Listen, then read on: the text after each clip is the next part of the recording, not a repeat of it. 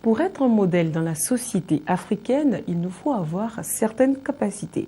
Business Matin aujourd'hui a pour invité Mademoiselle Yakwame Inès, qui est chercheure au think tank Institut AIS, également doctorante en sociologie. Elle nous donnera toutes les informations nécessaires sur une bonne émergence personnelle ou collective.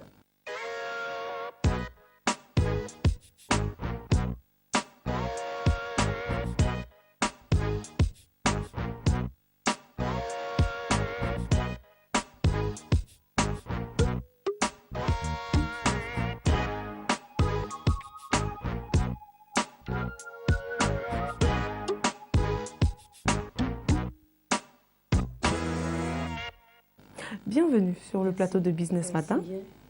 Pour ce faire, votre institut a élaboré 10 commandements. Voilà, est-ce que vous pouvez nous en dire un peu plus?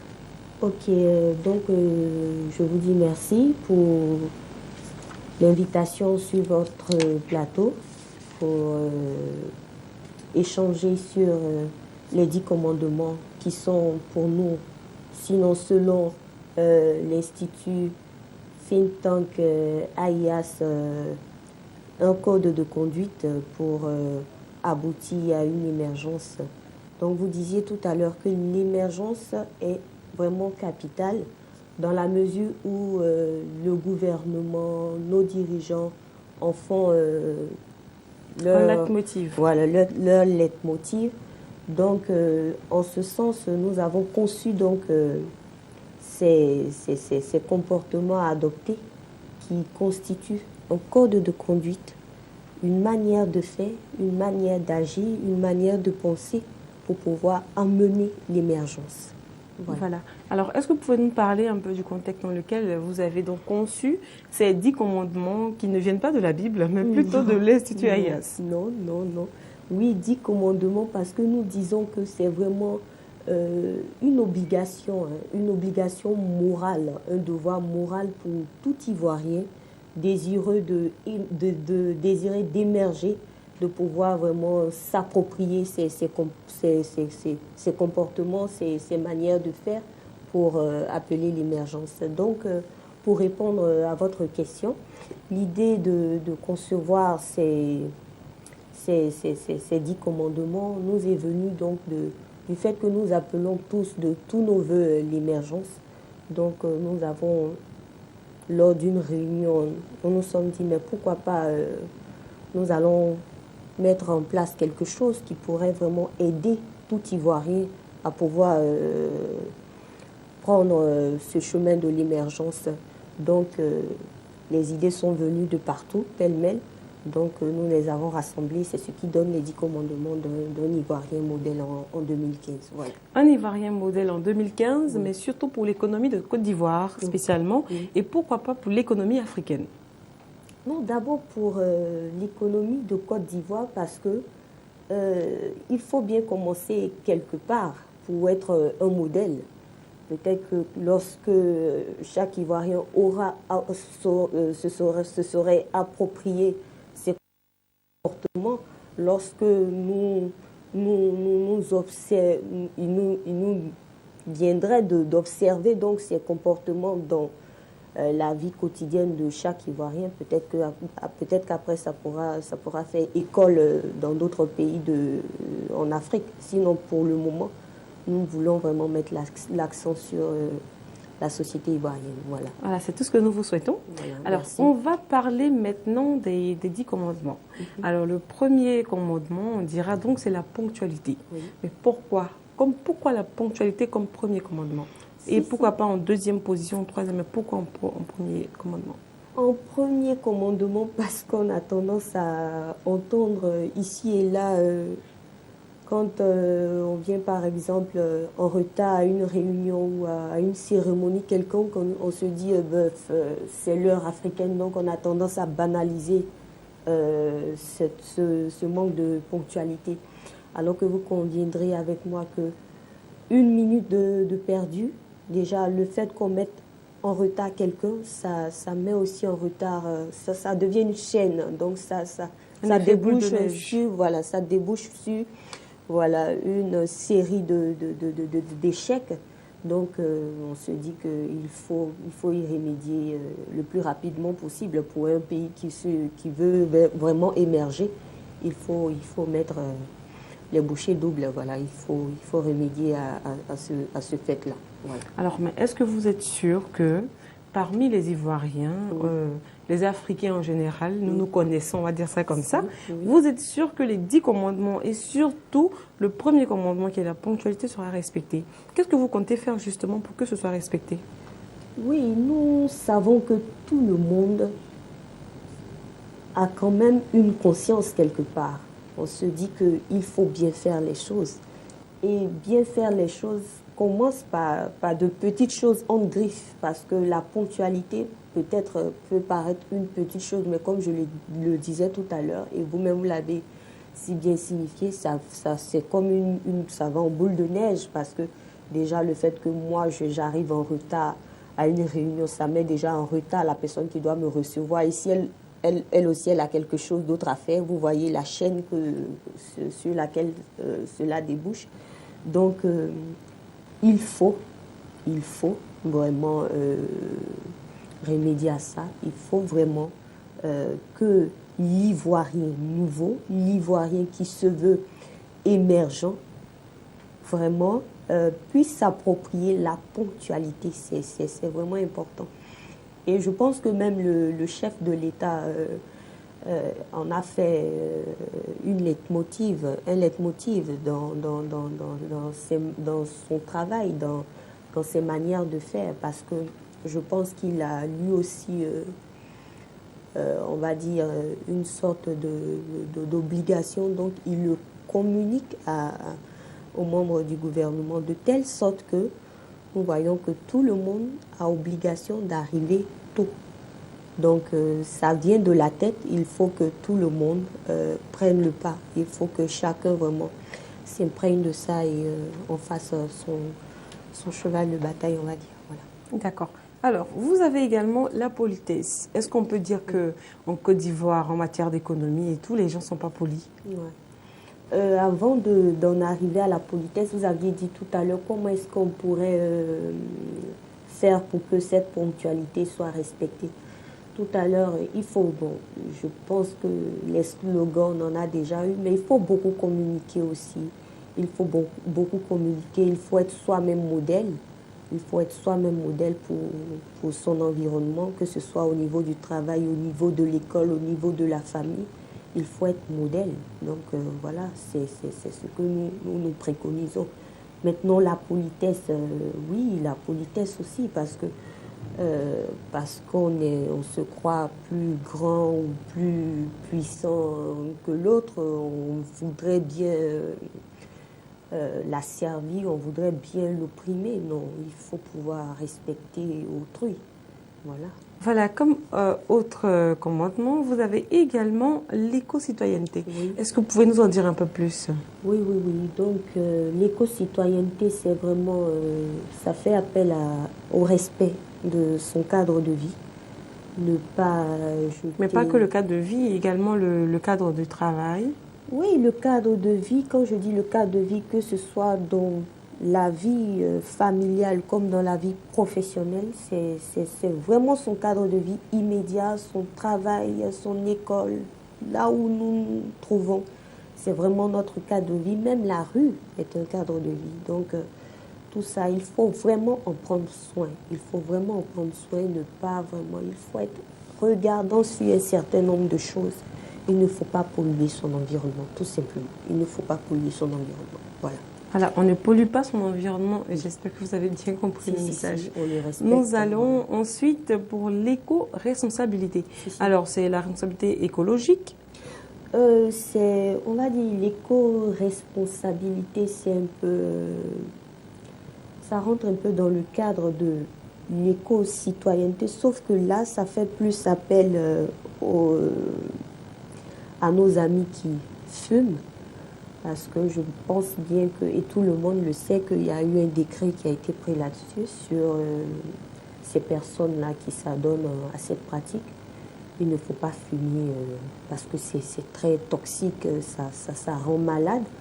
Donc, il faut pouvoir vraiment, quand on fume, respecter l'autre, parce que c'est la fumée qui sort qui est toxique. Donc, quand vous la transmettez, vous transmettez aussi des maladies autour de vous. Donc, il faut pouvoir vraiment respecter, comme on l'a dit, son environnement, respecter les autres, parce que son environnement, ce n'est pas seulement la nature, ce n'est pas seulement les infrastructures, mais c'est aussi l'homme. Voilà, c'est aussi son prochain qui est là. Donc, il faut pouvoir respecter tout ce monde-là. Voilà. D'accord. Alors, on a également le travail. Donc, on mettra le travail et l'efficacité ensemble. Si, si. Parce que j'estime que c'est quand même familier. Oui, mais faisant partie de notre devise nationale, union, discipline, travail, on peut dire que le travail et l'efficacité entrent en ligne de compte et dans la discipline et dans le travail. Il faut se donner une discipline, une rigueur pour pouvoir être productif, pour pouvoir être proactif dans son milieu, dans son cadre professionnel. Donc voilà, il faut vraiment faire preuve de rigueur avec soi-même, faire preuve de rigueur, voilà, et travailler. Voilà. Alors, vous nous parlez également de la valorisation du corps, Oui. du respect de l'autorité, de la dénonciation utile et de l'intégrité. Oui. Mais nous allons quand même revenir sur la dénonciation utile. Qu'est-ce que vous entendez par là? Oui, la dénonciation utile, vous savez, une fois, j'étais avec quelqu'un, on était dans un groupe, et là, il y a un monsieur qui, après avoir fini de consommer un fruit, a jeté les restes sur la voie bitumée, comme ça, de façon désinvolte. Voilà.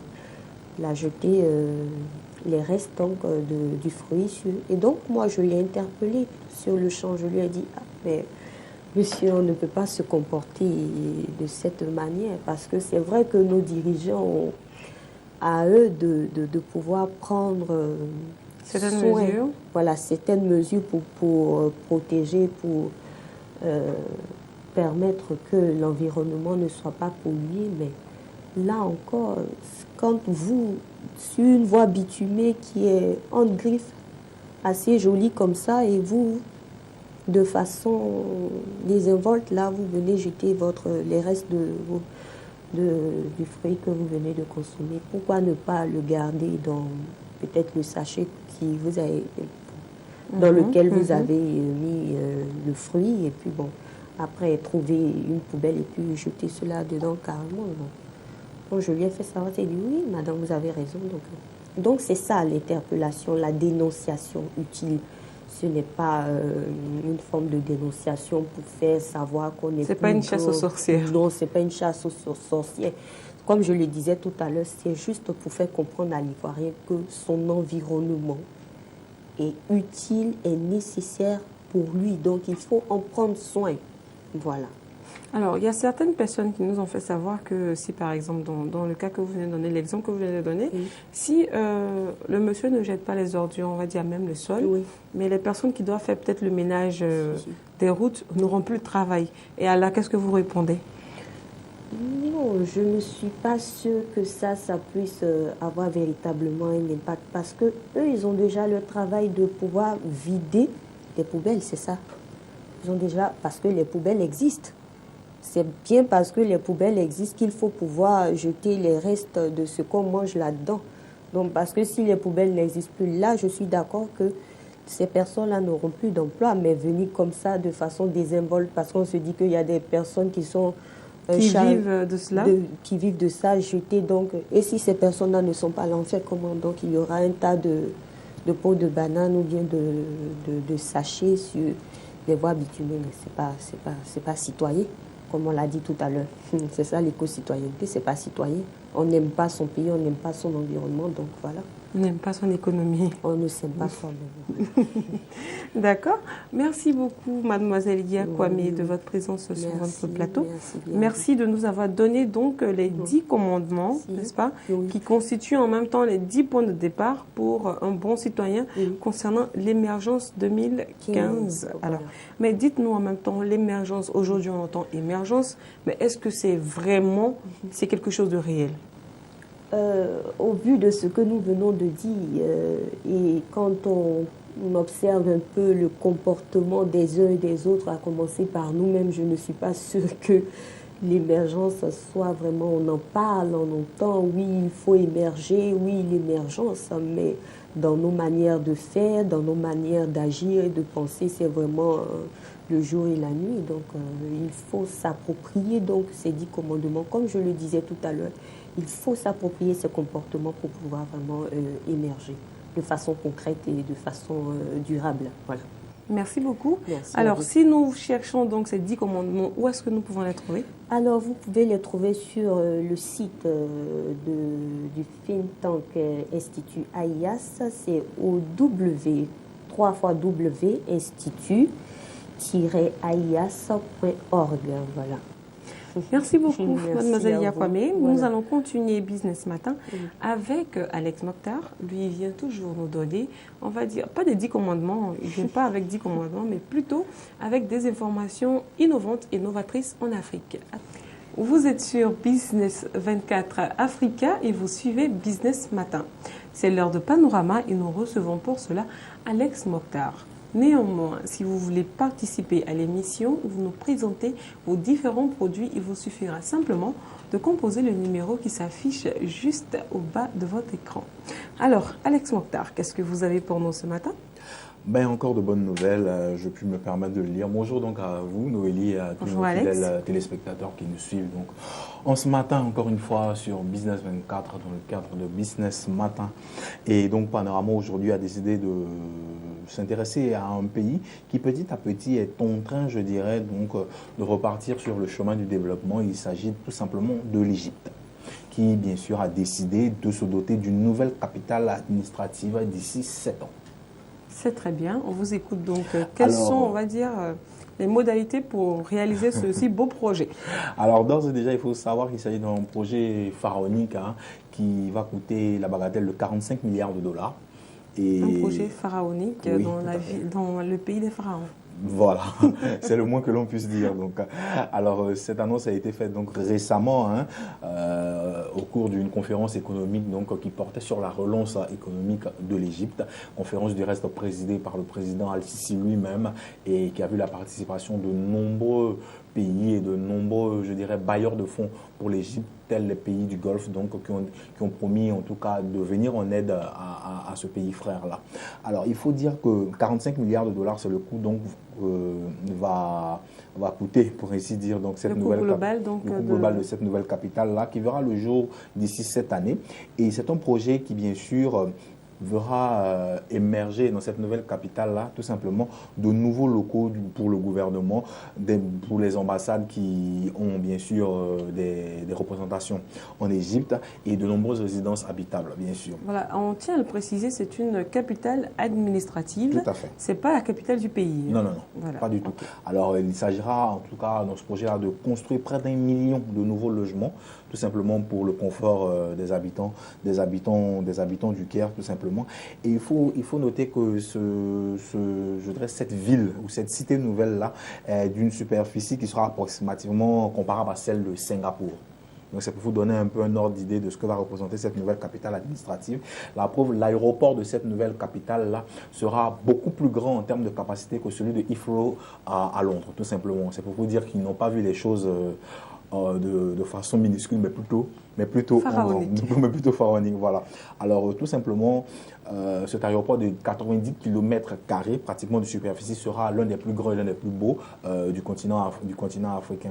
Et cette idée-là de construire une nouvelle capitale administrative en Égypte est venue du fait que l'Égypte, après tout ce qu'elle a connu comme soubresaut il y a de cela quelques années, tout simplement, a besoin d'insuffler je dirais, une nouvelle dynamique à son économie.